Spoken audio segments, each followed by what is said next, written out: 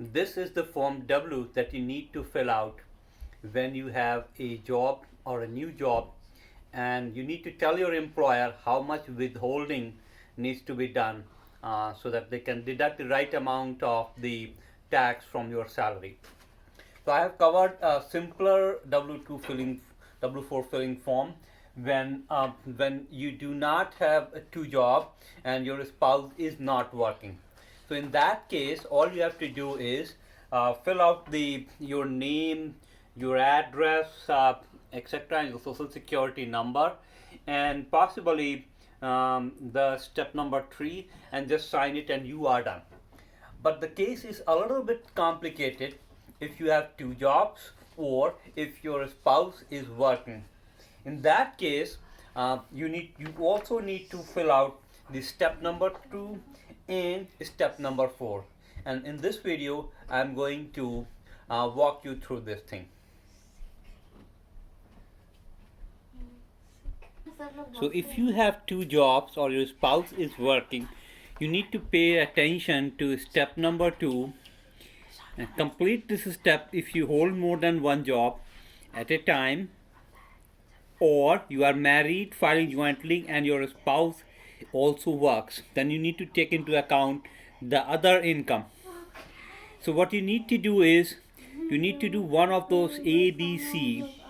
You can use this app on the irs.gov/W4 app, and find out the more accurate amount that needs to be withheld. Or I would walk you through this one. Go to the worksheet on page number 3 and find the result and enter the result in 4C, and 4C is right here, somewhere here. Okay, so I will go on sheet 3 directly. It's a kind of a table that shows a number, some number, and I can walk you through quickly. So this number is the lower paying job, and this here you get the higher paying job. So if your spouse is working and she gets lower paying job, then that number, her number will be, or her or his number will be here, and higher paying job will be here. So let's say the higher paying job is between $70,000 and $79,900, and the lower paying job is between $30,000 to $39,999.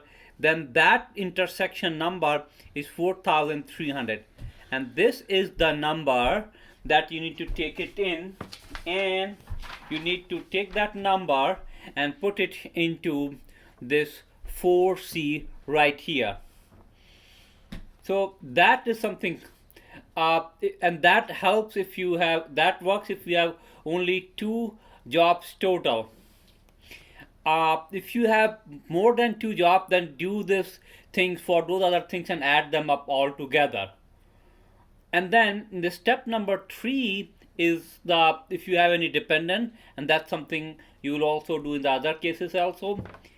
And then in the step number 4, if you have other incomes that are not from the job, for example, we may have a 1099 income, or maybe other income, for example, income from the interest, etc., you can add those numbers and put it in 4A.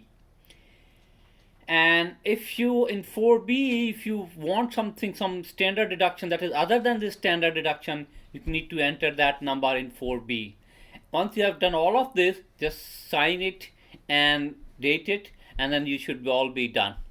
So I hope you find it helpful. Thanks for taking a look.